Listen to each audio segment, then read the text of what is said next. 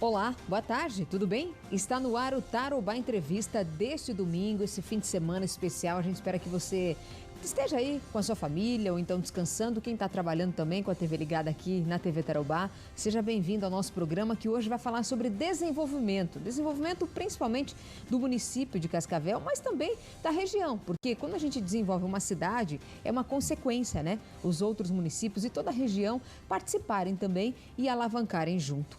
Para falar sobre desenvolvimento, hoje nós convidamos aqui Edson Vasconcelos, ele que é presidente do Conselho de Desenvolvimento Econômico Sustentável de Cascavel, que é um conselho, até a gente conversava aqui antes da gente começar a produção, muitas pessoas não conhecem. No meio empresarial, sim, né? É um conselho que envolve muitas entidades e eles têm reuniões, enfim, a gente vai falar sobre isso no programa de hoje, mas talvez para a grande massa, né? Para a grande maioria da população, não conhece. E esse é o nosso objetivo, é mostrar que Cascavel está preparada ou está preparando-se para o futuro. Como? Através dessas reuniões, através do conselho, que aí delibera algumas coisas importantes para o município.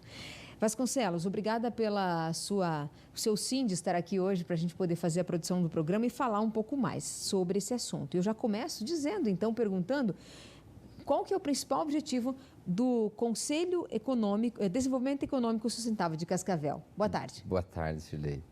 Bom, a principal missão do Conselho é preencher um buraco que a sociedade sente muito hoje, que é a falta de planejamento a longo prazo.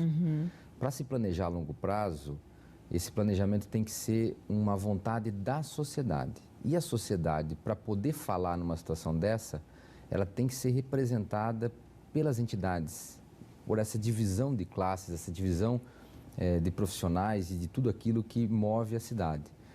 Uma pessoa indo lá querendo falar, ela claro que vai ser ouvida, mas ela não pode votar.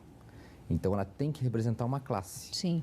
E isso é fundamental. Lá nós não temos só empresários, nós temos representantes de toda a comunidade. Foi uma evolução que nós tivemos comparado aos outros conselhos. Nós temos hoje o Conselho dos Presidentes de Bairro, ele está lá com a gente e a nossa missão é essa, é conseguir chegar de uma forma mais clara até o bairro. Nós fazemos talvez pouca divulgação, eu acho que esse é o nosso grande paradigma aí para frente. Mas já começamos, né? Exatamente. Já estamos fazendo aqui no programa também. Há quanto tempo tem o Conselho? Ele foi em 2015, 15 de fevereiro de 2015. Ele foi, na verdade, efetivado por estatuto. Mas ele é um processo que vem evoluindo desde a década de 90. Nós tivemos o primeiro movimento de se falar em pensar no futuro de Cascavel na década de 90, repensando Cascavel.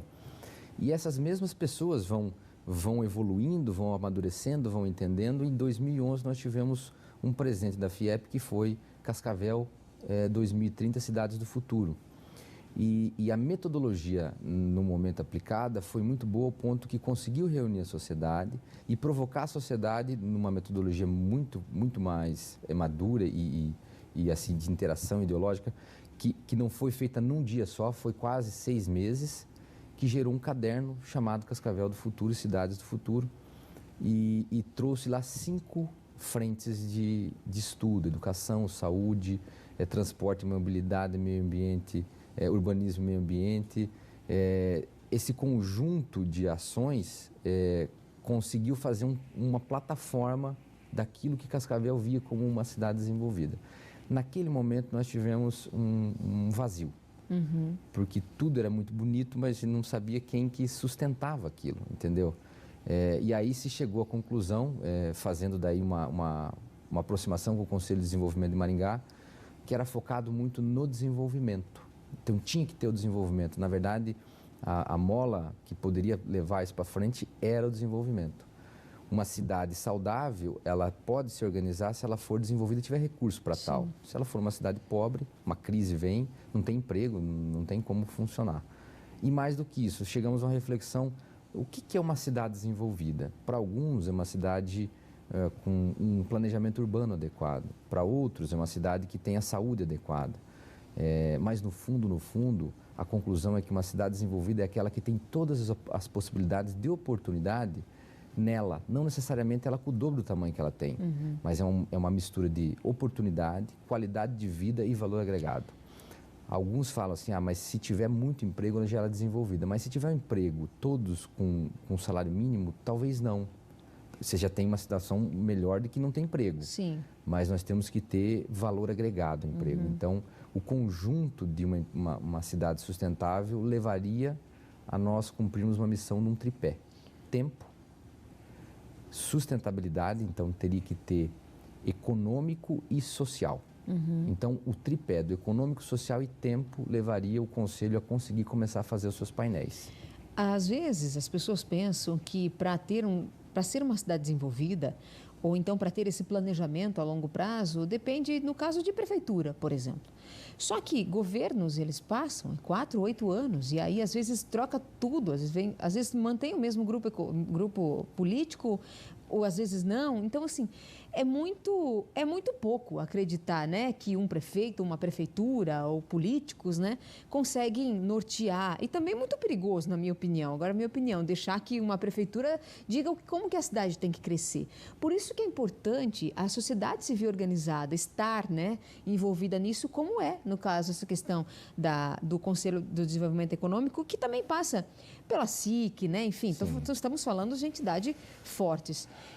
Além da SIC, que deve fazer parte desse conselho, quais outras entidades, assim, por exemplo, que fazem parte do Conselho de Desenvolvimento Econômico Sustentável? A Associação de Engenheiros e Arquitetos, a Associação dos Agrônomos, a Sindilojas, Sinduscom, são 19 de plenária, Sim. De entidades organizadas, OAB, Associação Médica, o conjunto ali dos 19 que votam na aprovação dos projetos, eles não podem ter, digamos assim, o ordenamento político. Então, eles têm que ter autonomia das entidades.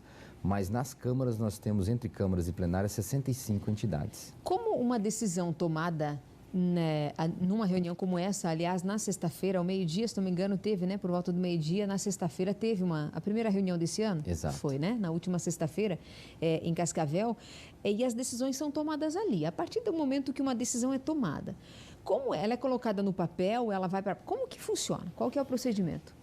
Nós temos o trabalho nas câmaras. E esse trabalho, eles vêm fazendo um feedback com a plenária, com aqueles 19 que votam, fazendo os ajustes. Inclusive, a nossa obrigação é sair do nosso mundo, que é só Cascavel, e buscar muita informação fora. Porque nós temos que ter esse feedback que está acontecendo. A maioria dos municípios acha que a solução é interna. Nós temos todos os mestres do mundo adentro, mas a maioria das vezes nós temos que fazer, talvez até tenhamos aqui, mas a gente tem que dar uma olhadinha para o lado de fora, buscar. É importante também. Muito importante. Isso, né? E assim, é um ambiente do contraditório, porque você tem que fazer ponderações, inclusive de não criar sombreamento. O Conselho não pode sombrear nenhuma entidade. A elucidação da fotografia do futuro traz um plano de ação. Quem faz o plano de ação são as entidades. O Conselho ajuda a ordenar, faz as reuniões, mas quem sai trabalhando são as entidades. Uma prova boa disso é que nós trabalhamos com o âmbito privado, que nos interessa muito, que até você comentou antes, é só política pública? Não. Para nós, a maioria não é política pública. Para nós é o comportamento social. Enquanto a sociedade não souber o que quer, ela vai ter direito ou ela vai ter pouco direito de cobrar do político o que ela quer. Sim. Nós entramos num ambiente que é primeiro elucidação e nivelamento da sociedade nos pontos principais.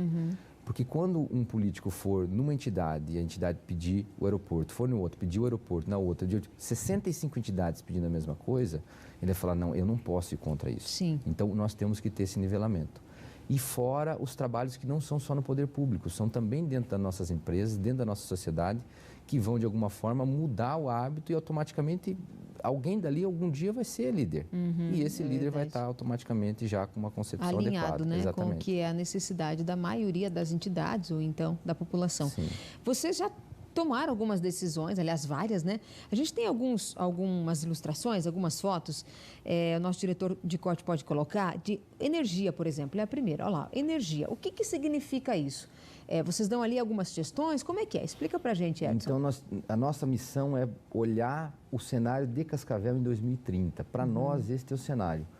O que nós chegamos à conclusão? E a energia foi um debate, inclusive, no S Desenvolvimento, que gerou muita confusão, porque se falava de energia renovável e daí cai na fotovoltaica. Sim. Então, primeira conclusão, a ruptura da matriz energética, indiferente da energia elétrica de onde ela venha, se é de fusão de hidrogênio, se é de foto, se é de hidro, se é de vento, é energia elétrica. É a primeira constatação. E nos deixou mais livre, inclusive, para sair um pouco do foco de só querer fotovoltaica. O que a gente sabe é que sai do fóssil e vira elétrico. Sim. Carro a combustão, carro elétrico. Ônibus a combustão, ônibus elétrico. Então a matriz vai ter essa ruptura, porque muita parte da nossa energia é de fóssil hoje. E com isso nós trouxemos aquilo que vai impactar demais nas empresas, que se chama geração distribuída. O que é isso? É você gerar a tua própria energia. Aí sim, você pode comprar a tua placa fotovoltaica e quando você tem uma empresa, você tem as despesas, energia e despesa. A partir do momento que você compra um ativo, placa fotovoltaica, um exemplo, sim, vira um componente da tua empresa, um ativo, e essa despesa, de repente, ela some, porque você paga o seu ativo. Essa despesa vira diferencial competitivo. Então, você tem um diferencial comparado aos outros. Quem mais rápido souber disso, mais rápido vai ter ou mais valor agregado ao seu produto ou mais competitividade no mercado. Junto com isso, se puder colocar a fotografia lá, eu até... Da energia, né? Energia. Volta lá, a gente de novo, para ver essa da energia. Nós temos os Smart Grid, que é você cuidar da tua geração, da tua eficiência, do teu consumo. É um painel de controle. Sim. Esse projeto Smart Grid é o que vai minimizar as quedas de energia nas grandes redes, porque você joga na rede e você estabiliza a rede. Tem de novo aí, Wilson, para a gente colocar sobre a energia? Primeira fotografia, olha ali, ó. E a eficiência energética, mesmo linkada ao Smart Grid, ela é um parâmetro muito importante em todo o sistema, porque ela vai, com certeza, entrar na era da automação da eficiência energética. O que é o Smart Grid e o Microgrid? Smart Grid é um pequeno, vamos dizer assim, é um pequeno círculo, ou a tua empresa, ela tem um painel que você faz o ciclo todo. Você gera a sua energia, você controla a geração de energia, você controla o consumo e você mede a sua eficiência. Troca de lâmpada, você está com uma máquina adequada. Então, é um ciclo que você cuida da tua geração e do teu consumo. Entendi. E daí tem um dos pontos ali também que fala sobre a energia, os ônibus, né? Transporte público, no caso, com energia, que é uma coisa que a gente já está falando sobre isso. Né? Então, assim, esse conjunto todo, quando nós olhamos para o poder da iniciativa privada, também olhamos para o poder público. E Cascavel já está no projeto. Sim. Então, Cascavel não só já está fazendo o planejamento da sua própria usina fotovoltaica, o CBiogás está com nós fazendo o projeto para a prefeitura, e a Copel, nós tivemos a primeira reunião semana passada, onde provavelmente Cascavel vai entrar no Mercado Livre no primeiro momento, já fazendo uma grande economia de energia e automaticamente fazendo o painel da sua Smart Grid. Se Cascavel fizer isso, na verdade foi algo até surpreendente para a Copel, conversamos com o presidente da Copel, ele quer ser parceiro.